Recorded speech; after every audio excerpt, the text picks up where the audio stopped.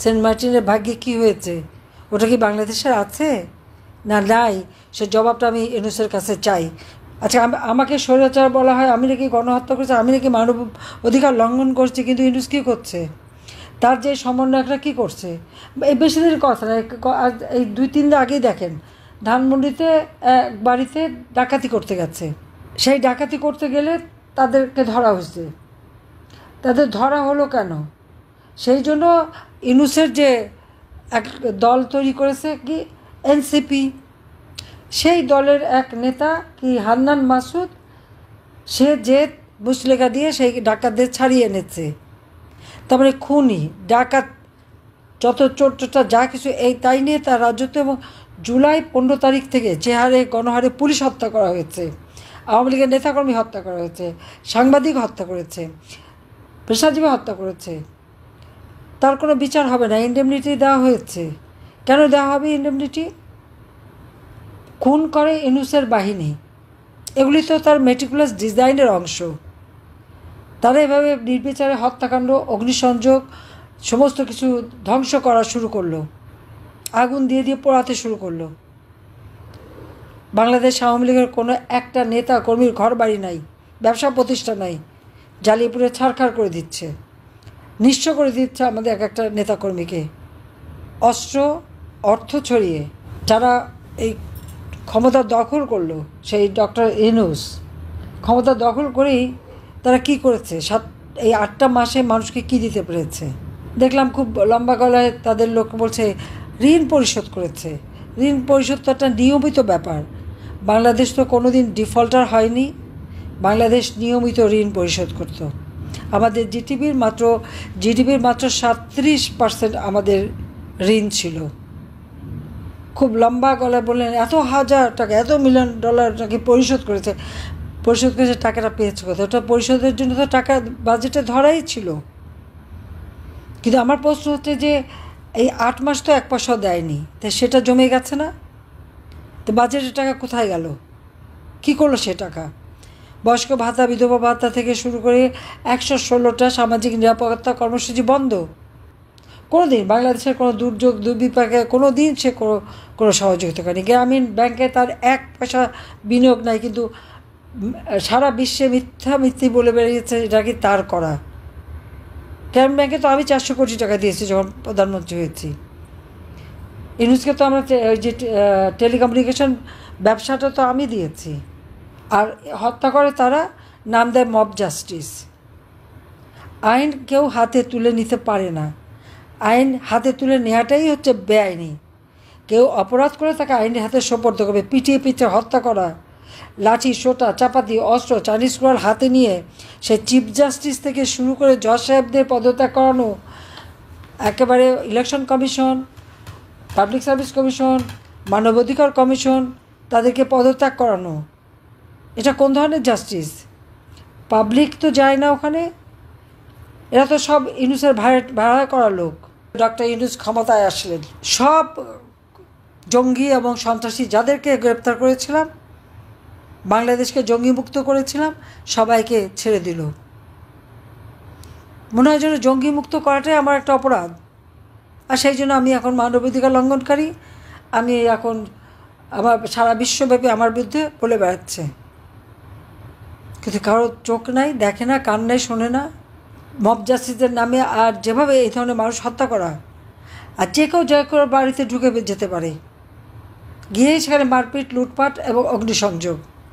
মানুষের জীবন নিয়ে, মানুষের মান সম্মান নিয়ে একটা নোংরা খেলায় নেমে গেছে এই সুদখোর খুনি। ওর তো লজ্জা শরম নেই, তার তো কোনো আইন মানা নিয়ম নাই।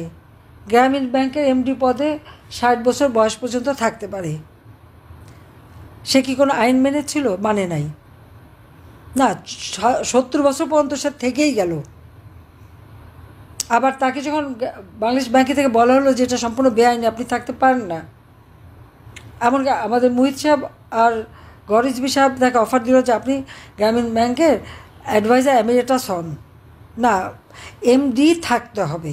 কেন? কারণ গ্রামীণ ব্যাংকের টাকাগুলি মারতে হবে। যে সারা জীবন গ্রামীণ ব্যাংকের সমস্ত টাকা মেরে খেয়েছে, যত ডোনার কান্ট্রি যত টাকা দিয়েছে একটা টাকা গ্রামীণ ব্যাংকে যায় নাই, সেটা দিয়ে ইউনূস নতুন নতুন কোম্পানি খুলে ব্যবসা করেছে, কিন্তু একটা ব্যবসা প্রতিষ্ঠান লাভজনক করে নাই। কারণ লাভজনক করলে পরে ট্যাক্স দিতে হবে, লাভজনক হলে শ্রমিকরে তাদের কল্যাণ ফান্ডে টাকা দিতে হবে, এবং এই জন্য শ্রমিকরা যখন তার কোম্পানির শ্রমিক যখন দাবি করলো, তাদের কল্যাণ ফান্ডে টাকা চাইলো, তাদেরকে চাকরি থেকে বের করে দিল, তা মামলা করলো। আর সেই মামলায় ইউনূস কিন্তু মানে লেবার কোর্টে সাজাপ্রাপ্ত আসামি। তা তো লজ্জা হওয়া উচিত যে শ্রমিকের অর্থ আত্মসাৎ করে সে সাজাপ্রাপ্ত আসামি।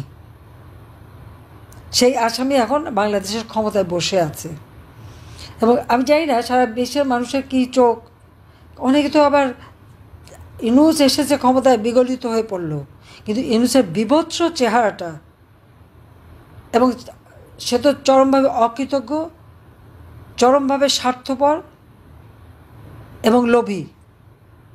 তার ওই লোভের যে মানে একেবারে সেই রাক্ষসে ক্ষুধার জিব্বা লক লক করা, এটা তো মানুষ দেখেনি। মুখে খুব ভালো ভালো মিষ্টি মিষ্টি চেহারা দেখিয়ে যেন কিছু জানে না, ভাজা মাছটা উল্টে খেতে পারে না, কিন্তু তার ভিতরে যে কত বড় একটা শয়তানি, সেটা তো আজকে মানুষের কাছে স্পষ্ট হয়ে গেছে যে কী না পারে। তার নিষ্ঠুরতা, তার হত্যাকাণ্ড ঘটানো, 15ই জুলাই থেকে যত হত্যাকাণ্ড ঘটেছে সবগুলি হচ্ছে তার মেটিকুলাস ডিজাইনের অংশ। ওই হত্যা আমরা করি নাই। আগুন দিয়ে পুড়িয়ে পুড়িয়ে সমস্ত পুলিশ স্টেশনগুলি, 560টা পুলিশ স্টেশন আগুন দিয়ে পুড়িয়েছে, পুলিশদের পুড়িয়ে পুড়িয়ে হত্যা করেছে, পিটিয়ে হত্যা করে পা বেঁধে ঝুলিয়েছে, আওয়ামী লীগের নেতাকর্মীকে মেরে পা বেঁধে ঝুলিয়েছে। আর মামলা হয়েছে কার বিরুদ্ধে? আওয়ামী লীগ নেতাকর্মীদের বিরুদ্ধে। যারা নির্যাতিত তাদের বিরুদ্ধেই মামলা, আর যারা নির্যাতনকারী তাদেরকে ইনডেমনিটি দেওয়া হয়েছে। একটা নাগরিক, তার প্রায় 54টা কোম্পানি, তার মধ্যে অন্তত 48টা কোম্পানির হিসাবই তো আছে যে একটা ট্যাক্স কোনো দিন সে দেয়নি। আবার গ্রামীণ ব্যাংক, সে এখন গ্রামীণ ব্যাংকের কে? সে তো এমডি চাকরি করতো, তার চাকরি চলে গেছে, সে এখন গ্রামীণ ব্যাংকে খবরদারি করে কেন? সেটাকে সে দখল করেছে। দখল শুধু না, এখন আবার এটাকে সরকারি যে অংশ 25 ভাগ, সেটাকে কমিয়ে 5 ভাগে দিয়ে দিয়েছে, সেটা সম্পূর্ণ আত্মসাৎ করা। এবং শুধু তাই না, আবার 5 বছর পর্যন্ত ট্যাক্সও মাপ। আর তার নিজের ট্যাক্স হাজার হাজার কোটি টাকা তার কাছে পাওনা। 666 কোটি টাকার যে মামলাটা রায় হওয়ার কথা ছিল 6 আগস্ট, সে 5ই আগস্ট এমন একটা সন্ত্রাসী তাণ্ডব শুরু করলো, মানুষ খুন করা শুরু করলো, ওই জঙ্গি হামলা শুরু করলো। আমি তো লাশের উপর লাশ ফেলে ক্ষমতা থাকতে চাইনি, অথচ ইউনূস তো লাশ ফেলেই লাশের উপরে পাড়া দিয়েই তো ক্ষমতা এসেছে। এখন দেশ বিক্রি শুরু করেছে। এই দেশ বিক্রি মুশকিলকে তো আমি কোনোদিন দেইনি, আমার কাছেও তো অনেকবার প্রস্তাব এসেছে, কেন আমি দেবো? এই মাটি, এই দেশ, এই দেশের মানুষের সম্পদ। কিন্তু আজকে সে কি মানবিক করিডোর দেবে? পৃথিবীর যে কটা দেশে মানবিক করিডোর দিচ্ছে, সেই কটা দেশের অবস্থাটা কি একটু ভেবে দেখেন তো, একটু খোঁজ নিয়ে দেখেন আপনারা। আর আজকে বাংলাদেশের ক্ষমতা আসতে না আসতে বলে মিয়ানমারের বর্ডার, সেই বর্ডারে নাকি সরকারি নিয়ন্ত্রণ নাই। তো যিনি ক্ষমতায় বসে আছেন, তার যদি দেশের স্বাধীনতা সার্বভৌমত্ব রক্ষা করার কোনো শক্তি না থাকে, যোগ্যতা না থাকে, শুধু ওই অস্ত্র হাতে নিয়ে আর আওয়ামী লীগ নিধন করেই ক্ষমতায় থাকা। আওয়ামী লীগ এদেশের মানুষের সংগঠন। আওয়ামী লীগ আমলে তো এই বর্ডার কখনো এরকমভাবে নিয়ন্ত্রণহীন হয়নি। যতদিন আমি ছিলাম একটা দিনের জন্য নিয়ন্ত্রণহীন হয়নি। আমাদের স্বাধীনতাকে সুরক্ষিত করবার সব ব্যবস্থা নিয়েছি। সেন্ট মার্টিন দ্বীপে সেখানেও আমি সুরক্ষার ব্যবস্থা করেছি। বিজিবির সেখানে আমি একটা বিওপি করে দিয়েছি। আজকে কেউ সেন্ট মার্টিনে যেতে পারে না। সেন্ট মার্টিনের ভাগ্যে কী হয়েছে? ওটা কি বাংলাদেশের আছে না নাই? সে জবাবটা আমি ইউনূসের কাছে চাই। ডক্টর ইউনূস বলেন যে সেটা কোথায়, কার কাছে বিক্রি করলেন, বা কোথায় গেল আমার সেন্ট মার্টিন? কেন আমার ট্যুরিজম ওখান থেকে বন্ধ হলো? কেন ওখানে হাজার হাজার মামলা দিয়ে মানুষকে তাড়িয়ে দেওয়া হলো? কার কাছে বেচে দিলেন? কিসের বিনিময়ে? আর কেন আমার বর্ডার অরক্ষিত হলো?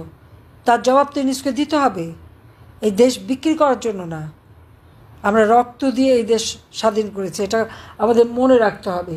নিজে ট্যাক্স ফাঁকি দেবেন, আবার সবাইকে হয়রানি, এমনকি আর্মি অফিসার, তাদের কি অপরাধ?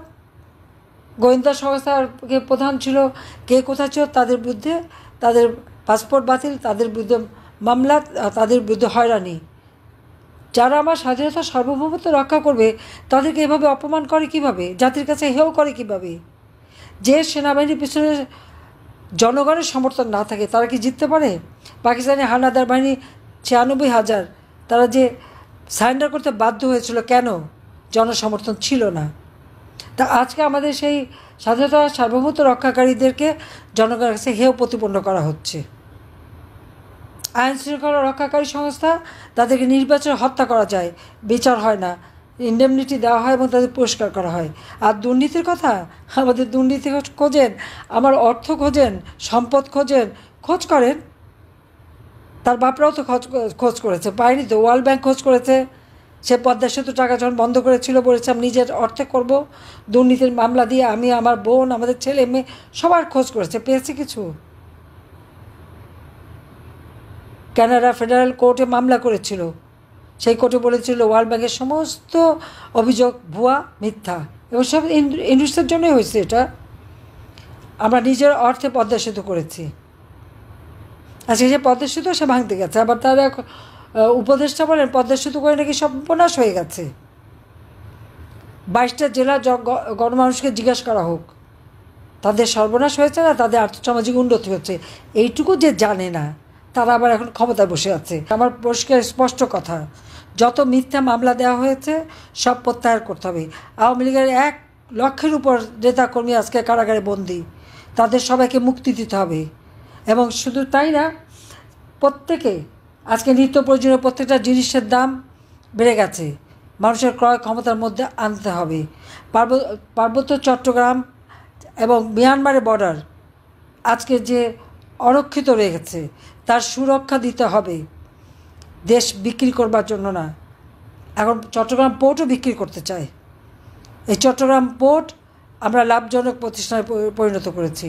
হ্যাঁ, এটা আরও উন্নতভাবে চলার জন্য আমরা বে টার্মিনাল সেটা নির্মাণ করা, আমরা বিভিন্ন ইন্টারন্যাশনাল বিভিন্ন কোম্পানির সাথে কথা বলছি, কিন্তু আমার চট্টগ্রাম পোর্ট কিন্তু সরকারের আওতায় থাকবে।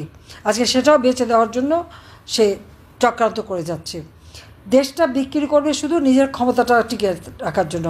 আর ক্ষমতায় বসে আছে তার ওই 40 জন এজেন্ট বানিয়েছে, 5-7 লাখ টাকা করে এক একটার বেতন দেয়, যত মিথ্যা কন্টেন্ট বানিয়ে আমাদের বদনাম করা, আমাদের নামে মিথ্যা অপবাদ দেওয়া, সেইগুলি দিতে পারে, ওইগুলি করতে পারে।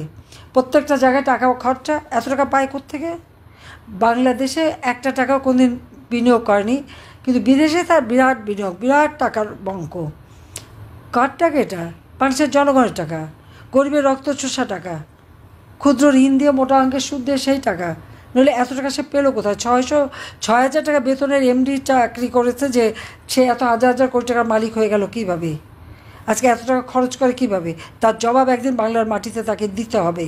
পরিষ্কার কথা, আমরা এই বাংলাদেশ ভেসে আসে নাই, অনেক সংগ্রামের পথ বেয়ে বাংলাদেশ স্বাধীন হয়েছে। আর আওয়ামী লীগ নিষিদ্ধ করে, ছাত্রলীগ নিষিদ্ধ করে, এই দেশের স্বাধীনতায় যে পার্টি এনে দিল, বাংলাদেশ আওয়ামী লীগের শিকড় বাংলাদেশের মাটির থেকে উঠে এসেছে, এটা এত সহজে উপড়ে ফেলা যায় না।